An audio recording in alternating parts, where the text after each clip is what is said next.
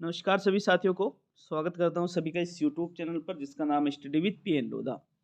साथियों, REET mains exam 2023 के लिए शैक्षिक परिदृश्य जैसे तकनीकी है, नवाचार है, कल्याणकारी योजनाएं हैं, फ्लैगशिप कार्यक्रम हैं, आपके एसएमसी वाला टॉपिक है, एनईपी 2020 वाला टॉपिक है या आरटी 2009 वाला टॉपिक है। इन सभी टॉपिक्स से बहुत ही शानदार मॉडल पेपर लेकर आया हूं। टोटल प्रश्नों की संख्या यहाँ पर 20 है और प्रत्येक प्रश्न 1 नंबर का है और कोई प्रश्न गलत करने पर 1/3 नंबर कम किए जाएंगे, मतलब माइनस मार्किंग भी रहने वाली है। जिस प्रकार से आपके रीट मेंस में 4-5 फरवरी को माइनस मार्किंग रहेगी, उसी प्रकार से लेवल 1 के लिए भी है ये और लेवल 2 के लिए भी है। तो चलिए शुरू करेंगे आज के इस वीडियो को। बिल्कुल आराम से साथियों प्रश्नों के उत्तर दीजिएगा। आपके परसों के दिन, ठीक है ना, परसों के दिन साथियों आपके मेगा टेस्ट आ रहा है, तो उसके लिए भी तैयार रहिए। पहला प्रश्न देख लेते हैं। देखो 18वां टेस्ट है ये तकनीकी का, ठीक है ना, शैक्षिक परिदृश्य का 18वां टेस्ट है साथियों। इसके पहले जो 17 टेस्ट लिए हैं मैंने उसकी प्लेलिस्ट बना रखी है। तो चलिए पहला प्रश्न देखेंगे। पहला प्रश्न है आपके, राजस्थान में महिला राज्य कर्मचारियों को अपने पूरे सेवाकाल में कितने वर्ष का शिशु देखभाल अवकाश दिया जाता है? 1 वर्ष का, 2 वर्ष का, 3 वर्ष का और 4 वर्ष का। तो देखो राजस्थान में जो राज्य महिला कर्मचारी हैं, मतलब जो गवर्नमेंट जॉब पर है महिलाएं हैं, तो यहाँ पर बात की जा रही है शिशु देखभाल अवकाश की, जो कि कर दिया गया है 2 वर्ष। पहले कितना था? 6 महीने था साथियों। विकल्प नंबर आपका 2 सही रहेगा प्रश्न संख्या 1 में। आगे बढ़ेंगे प्रश्न संख्या 2 की ओर। दूसरा प्रश्न देखेंगे। प्रश्न संख्या 2 क्या है? देखो जो मेगा टेस्ट का आयोजन किया जाएगा, इस बार का जो मेगा टेस्ट है थोड़ा हार्ड लेवल का रहने वाला है।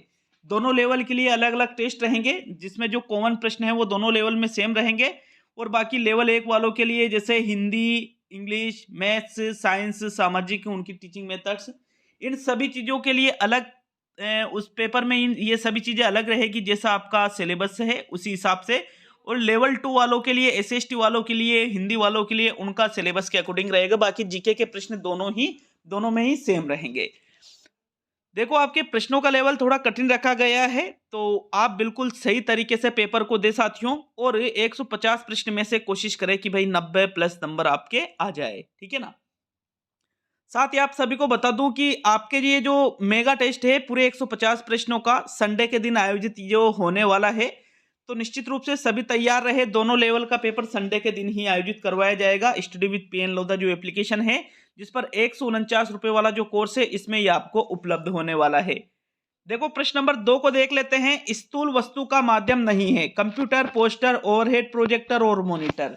तो इनमें से स्थूल वस्तु का माध्यम जो नहीं है उसका चयन आपको प्रश्न संख्या 2 में करना है। बताइए दूसरे प्रश्न में कौन से विकल्प का चुनाव करोगे? तो साथियों प्रश्न संख्या 2 में जो आपके सही उत्तर है वो कौन सा रहेगा? विकल्प नंबर 2। पोस्टर जो है ये स्थूल वस्तु का माध्यम नहीं है। स्थूल वस्तु का मतलब होता है जो हार्डवेयर है, ठीक है ना, जो हार्डवेयर है। तो हार्डवेयर के अंतर्गत पोस्टर को सम्मिलित नहीं किया जाता है, बल्कि सॉफ्टवेयर के अंतर्गत सम्मिलित किया जाता है। बाकी कंप्यूटर, ओएचपी और मॉनिटर तीनों ही हार्डवेयर के उदाहरण हैं। तो आपके दूसरे प्रश्न में दूसरा ही विकल्प सही रहेगा। आगे बढ़ेंगे साथियों प्रश्न संख्या 3 की ओर। तीसरा प्रश्न देख लेते हैं। प्रश्न नंबर 3 है आपके, स्मार्ट विलेज की घोषणा कौन से बजट में की गई थी? 2012-13 के बजट में, 2014-15 के बजट में, 17-18 के बजट में और 20-21 के बजट में। तो देखो स्मार्ट विलेज की बात की जा रही है। अगर हम बात करें स्मार्ट विलेज की घोषणा की कि इसकी घोषणा कौन से बजट में की गई थी, तो साथियों इसकी घोषणा की गई थी 2017-18 के बजट में। कौन से बजट में की गई थी? 2017-18 के बजट में। विकल्प 3 आपके तीसरे प्रश्न का सही उत्तर है। देखो कोई प्रश्न बिल्कुल समझ में नहीं आ रहा है तो आप उसको छोड़ सकते हो। अभी से आपको इस चीज की आदत डालनी पड़ेगी कि जो प्रश्न बिल्कुल समझ में नहीं आ रहा है उसको आपको छोड़ देना है साथियों। उस पर रिस्क नहीं उठाना है। थोड़ा समझ में आ रहा है तो निश्चित रूप से रिस्क उठा सकते हो। प्रश्न नंबर 4 की ओर बढ़ेंगे। चौथा प्रश्न देख लेते हैं। प्रश्न नंबर 4 में आपसे क्या पूछ रहे हैं? तो देखो चौथा प्रश्न है आपके, आईसीटी को परिभाषित किया गया है। विकल्पों को देखिएगा। सूचना एवं संप्रेषण तकनीकी, विभिन्न तकनीकी उपकरण तथा संसाधन के रूप में जिससे सूचनाओं का संप्रेषण, सर्जन, प्रसार, संग्रहण तथा प्रबंधन किया जा सके। तीसरा है इंटरनेट का उपयोग करते हुए छात्रों द्वारा सूचना और संप्रेषण तकनीकी का उपयोग। और चौथा है सूचना एवं संप्रेषण के लिए तकनीकी उपकरणों का उपयोग। तो अब यहाँ पर ये जो 4 विकल्प है, इसमें आपको ये बताना है कि आईसीटी की परिभाषा सर्वश्रेष्ठ कौन से विकल्प में दी गई है। देखो, आईसीटी नॉर्मली हम जानते हैं सूचना एवं संप्रेषण तकनीकी, लेकिन ये परिभाषा नहीं है, बल्कि ये इसका नाम है। क्या है? ये इसका पूरा नाम है। अगर परिभाषा की बात करें, दोनों चीजें अलग अलग होती है, पूरे नाम में और परिभाषा में। साथियों, आईसीटी का सही जो अर्थ है वो निकलता है विभिन्न तकनीकी उपकरण तथा संसाधन के रूप में, जिससे सूचनाओं का संप्रेषण किया जा सके, सर्जन किया जा सके, प्रसारण किया जा सके, संग्रहण किया जा सके और उनका प्रबंधन भी किया जा सके। इस प्रकार से आईसीटी को शुद्ध रूप से परिभाषित किया गया है। विकल्प नंबर 2 आपके प्रश्न संख्या 4 का सही उत्तर है। साथियों, प्रश्न संख्या 5 की ओर बढ़ेंगे, तो चलिए 5वां प्रश्न देखेंगे। प्रश्न नंबर 5 में क्या पूछ रहा है? केंद्रीय बजट में घोषित मित्रा योजना किस क्षेत्र से संबंधित है? मित्रा योजना है, इसका संबंध किस क्षेत्र से है? बैंकिंग से, कृषि से, एमएसएमई से और वस्त्रों से। तो देखो, जो केंद्रीय बजट में मित्रा योजना घोषित की गई है, इस योजना की अगर हम बात करें तो इस योजना का संबंध है वस्त्र से। किस उद्योग से साथियों? वस्त्र उद्योग से। आने वाले 3 सालों में बहुत ज्यादा विकास करने के लिए वस्त्र उद्योगों का मित्रा योजना की घोषणा की गई है केंद्रीय बजट में। तो विकल्प नंबर 4 आपके प्रश्न संख्या 5 का सही उत्तर है। चलिए आगे बढ़ेंगे प्रश्न 6 की ओर। 6ठा प्रश्न देख लेते हैं। देखो, 6ठा प्रश्न है, संचार उपग्रह भूमध्य रेखा से कितनी ऊंचाई पर स्थित होता है? 18,000 किलोमीटर, 27,000 किलोमीटर, 36,000 किलोमीटर और 45,000 किलोमीटर। तो 6ठे प्रश्न का सही आंसर बताइए। कौन सा विकल्प आपके प्रश्न संख्या 6 का सही उत्तर है? संचार उपग्रह भूमध्य रेखा से कितनी ऊंचाई पर, तो कितनी ऊंचाई पर स्थित होता है साथियों? 36,000 किलोमीटर, 36,000 किलोमीटर पर जो संचार उपग्रह है, ये भूमध्य रेखा से ऊंचाई पर ये स्थित होता है। देखो, वहां पर ये पृथ्वी की जो कक्षा है, पृथ्वी का जो कक्षा है उसमें ये गति करता है पृथ्वी की गति के अनुसार। कौन से ऊंचाई पर? 36,000 किलोमीटर पर। विकल्प नंबर 3 आपके 6ठे प्रश्न का सही उत्तर है। प्रश्न नंबर 7 की ओर बढ़ेंगे साथियों। 7वां प्रश्न देख लेते हैं। तो देखिएगा प्रश्न नंबर 7 को, हाल ही में किस मंत्रालय ने निपुण भारत कार्यक्रम बुनियादी साक्षरता एवं संख्या ज्ञान एपीएलएन पर राष्ट्रीय मिशन प्रारंभ किया है? विज्ञान व तकनीकी मंत्रालय के द्वारा, सूचना एवं प्रसारण मंत्रालय के द्वारा, संसदीय कार्य मंत्रालय के द्वारा और शिक्षा मंत्रालय के द्वारा। तो 7वें प्रश्न का सही आंसर बताइए साथियों। कौन सा विकल्प आपके प्रश्न संख्या 7 में सही है? देखो, मंत्रालय का नाम आपसे प्रश्न नंबर 7 में पूछा गया है कि वो मंत्रालय कौन सा है जिसने बुनियादी साक्षरता एवं संख्या ज्ञान पर राष्ट्रीय मिशन प्रारंभ किया है। तो प्रश्न संख्या 7 का सही उत्तर देख लेते हैं। कौन सा विकल्प सही रहेगा साथियों आपके? विकल्प नंबर जो 4 है, शिक्षा मंत्रालय वाला, यही आपका सही उत्तर है। शिक्षा मंत्रालय ने ही निपुण भारत कार्यक्रम के अंतर्गत बुनियादी साक्षरता एवं संख्या ज्ञान, जिसको हम क्या कहते हैं? एपीएलएन, साथियों, इस पर राष्ट्रीय मिशन प्रारंभ किया है। तो 4th विकल्प आपके 7वें प्रश्न का सही उत्तर है। आगे बढ़ेंगे साथियों प्रश्न संख्या 8 की ओर। 8वां प्रश्न देख लेते हैं। प्रश्न नंबर 8 है, कंप्यूटर का माइक्रो प्रोसेसर है, हार्डवेयर का, सॉफ्टवेयर का उदाहरण, मतलब किसका उदाहरण है? ऐसा प्रश्न पूछा गया था। मालवेयर का उदाहरण है या इनमें से कोई नहीं? तो देखो, कंप्यूटर का जो माइक्रो प्रोसेसर होता है, ये जिसका उदाहरण है वो आपको प्रश्न संख्या 8 में बताना है। साथियों, प्रश्न संख्या 8 का सही उत्तर बताइएगा। कौन सा विकल्प आपके प्रश्न 8 में सही है? तो देखो, राइट आंसर देख लेते हैं। कंप्यूटर का जो माइक्रो प्रोसेसर होता है, ये किसका उदाहरण है? हार्डवेयर का उदाहरण है। किसका उदाहरण है ये? हार्डवेयर का। 8वें प्रश्न में आपके विकल्प नंबर 1 सही है। चलिए आगे बढ़ेंगे प्रश्न संख्या 9 की ओर। 9वां प्रश्न देख लेते हैं। प्रश्न नंबर 9 में क्या पूछ रहे हैं मित्रों आपसे? देखिएगा 9वें प्रश्न को, इनमें से कौन सी योजना महिला सशक्तिकरण से संबंधित नहीं है? पालनहार योजना, चिराली योजना, धनलक्ष्मी महिला समृद्धि योजना और मिशन ग्राम्य शक्ति योजना। तो जो योजना महिला सशक्तिकरण से संबंधित नहीं है, उस योजना का चयन आपको प्रश्न संख्या 9 में करना है। साथियों, 9वें प्रश्न का सही उत्तर बताइए। कौन सा विकल्प आपके प्रश्न संख्या 9 में सही आंसर है? तो देखो, अगर हम बात करें महिला सशक्तिकरण से संबंधित जो योजना नहीं है, तो आपके विकल्प नंबर जो 1 में दिया हुआ है पालनहार योजना। भाई, पालनहार योजना जो है ये उन अनाथ बच्चों के लिए होती है जिनके माता पिता की मृत्यु हो जाती है साथियों। तो ये फिर महिला सशक्तिकरण से संबंधित नहीं है, इसीलिए विकल्प नंबर 1 आपके प्रश्न 9 का सही उत्तर है। बाकी चिराली योजना है, धनलक्ष्मी महिला समृद्धि योजना है, मिशन ग्राम्य शक्ति योजना है, ये सभी साथियों महिला सशक्तिकरण से संबंधित है। किसको छोड़कर? पालनहार को छोड़ करके। तो पहला ही विकल्प आपके प्रश्न 9 का सही उत्तर है। आगे बढ़ेंगे प्रश्न संख्या 10 की ओर। 10वां प्रश्न देख लेते हैं। 10वां प्रश्न पूछ रहा है आपसे, आरटी 2009 का सबसे बड़ा अध्याय कौन सा है? अध्याय 1, अध्याय 2, अध्याय 3 और अध्याय 4। तो देखो आरटी 2009 की बात की जा रही है, सबसे बड़े अध्याय की बात की जा रही है साथियों। और आरटी 2009 के सबसे बड़े अध्याय की अगर हम बात करें तो अध्याय जो 4 है, कौन सा अध्याय है? अध्याय जो 4 है यह आरटी 2009 का सबसे बड़ा अध्याय है साथियों। फोर्थ विकल्प आपके 10वें प्रश्न में सही है। और देखें हम कि जो अध्याय 4 है इसमें टोटल धारा 12 से लेकर के जो 28 तक की जो धाराएं हैं ये सभी किसमें सम्मिलित है? तो ये सभी अध्याय 4 में सम्मिलित है। आरटी 2009 का ये सबसे बड़ा अध्याय है। कौन सा? अध्याय 4। फोर्थ विकल्प सही रहेगा 10वें प्रश्न का। आगे बढ़ेंगे प्रश्न संख्या 11 की ओर। 11वां प्रश्न देख लेते हैं। प्रश्न नंबर 11 में क्या पूछ रहा है? राजस्थान सरकार द्वारा जारी किया गया आयोग आपके द्वार कार्यक्रम निम्न में से किसकी जागरूकता के लिए है? भूमि सुधार की जागरूकता के लिए, बच्चों के विरुद्ध अपराध के लिए, किसान सहयोग के लिए और बुजुर्ग महिलाओं के विरुद्ध अपराध के लिए। तो प्रश्न संख्या 11 में कौन सा विकल्प सही है? देखो बात की जा रही है यहाँ पर राजस्थान सरकार द्वारा जारी किया गया आयोग आपके द्वार कार्यक्रम। तो आयोग आपके द्वार कार्यक्रम जो है ये बच्चों के विरुद्ध अपराध के लिए, किसके? बच्चों के विरुद्ध अपराध के लिए इस कार्यक्रम को चलाया गया है कि बच्चों के विरुद्ध कोई अपराध होता है तो उसके लिए आप इस कार्यक्रम का सहयोग ले सकते हो, इस मतलब बच्चों के विरुद्ध अपराध को कम करने के लिए। विकल्प नंबर 2 आपके प्रश्न 11 का सही उत्तर है। आगे बढ़ेंगे साथियों प्रश्न संख्या 12 की ओर। 12वां प्रश्न देख लेते हैं। प्रश्न नंबर 12 में क्या पूछ रहा है? इनमें से कौन सा कार्यक्रम कोविड के दौर में शुरू हुआ था? SIQE, दीक्षा राइज, शिक्षा वाणी और टीचर सपोर्ट मटेरियल। तो देखो जो कोविड के दौर में जो कार्यक्रम शुरू हुआ था उस कार्यक्रम के बारे में आपको प्रश्न संख्या 12 में बताना है। बताइए मित्रों प्रश्न नंबर 12 में कौन सा विकल्प सही रहेगा?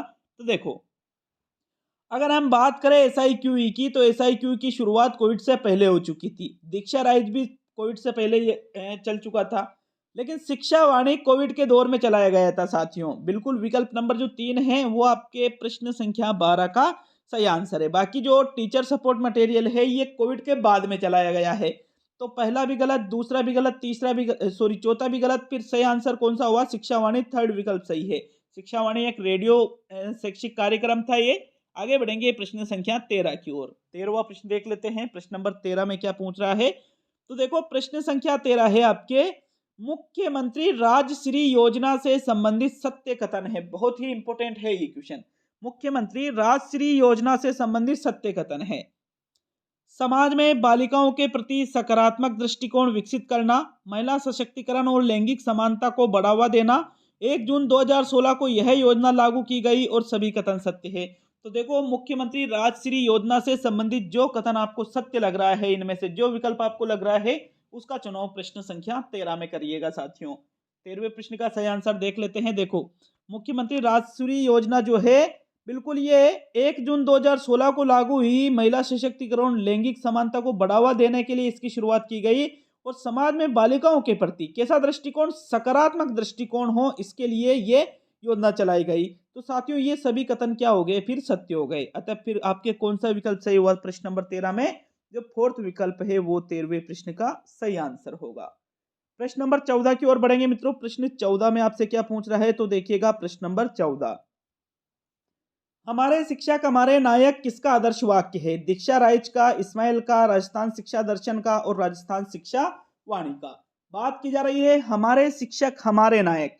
ये जिस प्रोग्राम का आदर्श वाक्य है उस प्रोग्राम के बारे में आपको प्रश्न 14 में बताना है साथियों। 14वें प्रश्न में देखो सही आंसर देखें तो आपके प्रश्न 14 का जो सही उत्तर है वो रहेगा विकल्प नंबर 1। दीक्षा राइज का ये आदर्श वाक्य है। किसका है ये आदर्श वाक्य?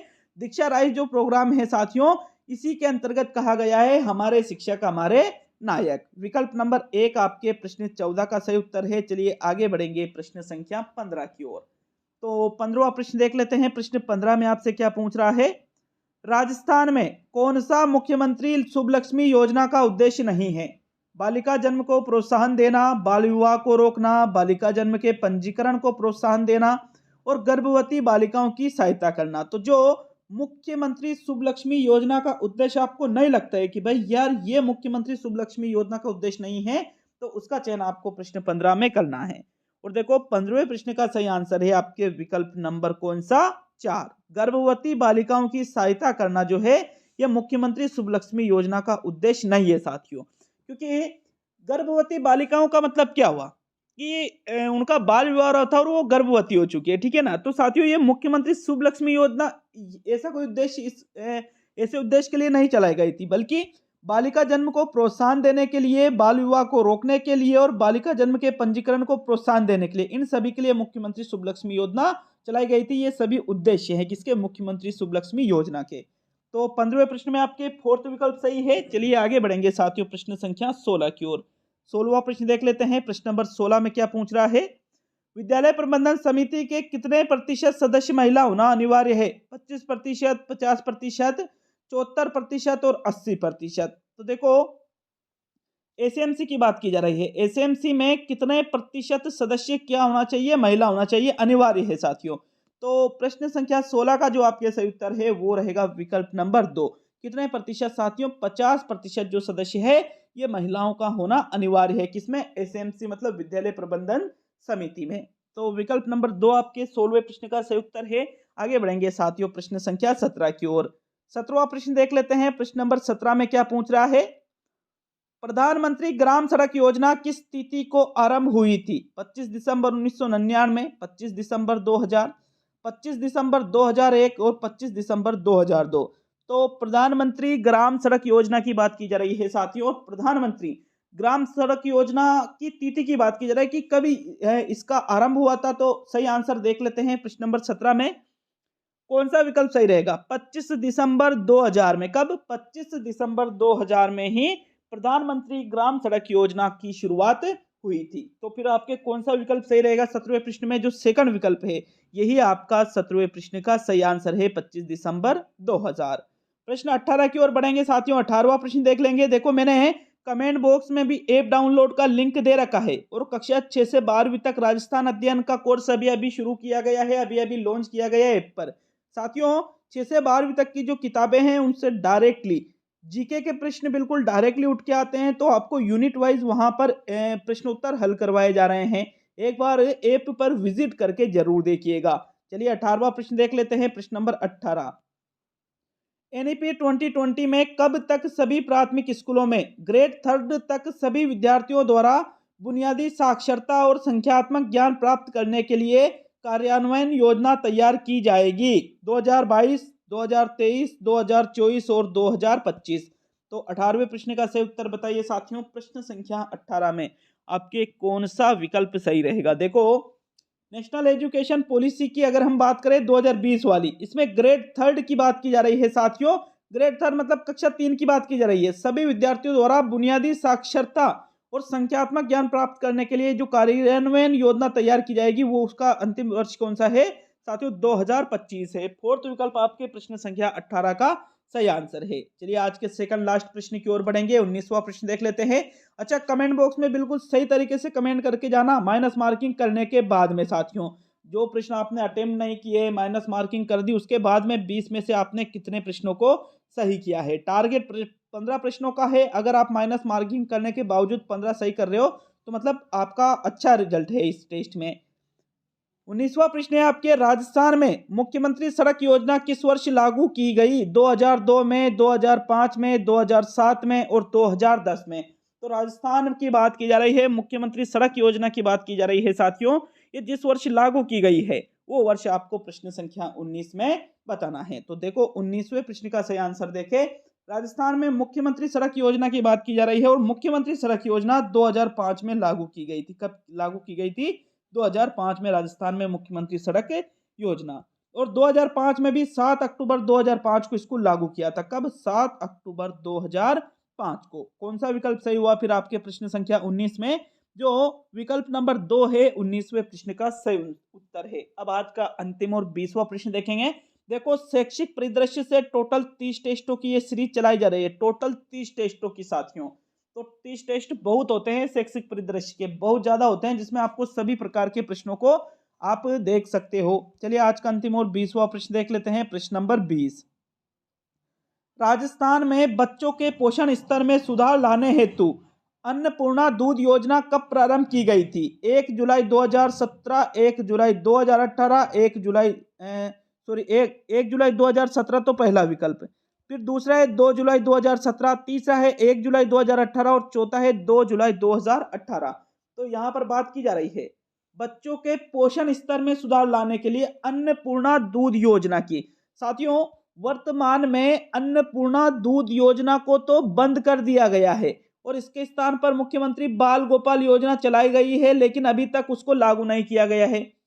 लागू होने वाली थी लेकिन कोई कारण हो गया होगा जिसकी वजह से मुख्यमंत्री बाल गोपाल योजना को लागू करना रोक दिया गया है। साथियों, अभी कभी भी ये लागू हो सकती है हालांकि, लेकिन इसकी जगह पहले कौन सी योजना चलती थी? अन्नपूर्णा दूध योजना, जहां पर बच्चों को दूध पिलाया जाता था। और इसमें जो आपके बाल गोपाल योजना है इसमें मिल्क पाउडर से दूध बनाकर पिलाया जाएगा, पहले ऐसा नहीं होता था। तो देखो, अन्नपूर्णा दूध योजना की बात की जा रही है, यह प्रारंभ की गई थी 2 जुलाई 2018 को। कब प्रारंभ की गई थी साथियों? 2 जुलाई 2018 को। वर्तमान में इस योजना को बंद कर दिया गया है, लेकिन मोस्ट इंपोर्टेंट क्वेश्चन इससे भी बन सकता है, आपको याद रखना है 2 जुलाई 2018। तो विकल्प आपके 4 सही हुआ। प्रश्न 20 में ये आपके कंप्लीट होता है साथियों पेपर नंबर 18 शैक्षिक परिदृश्य का।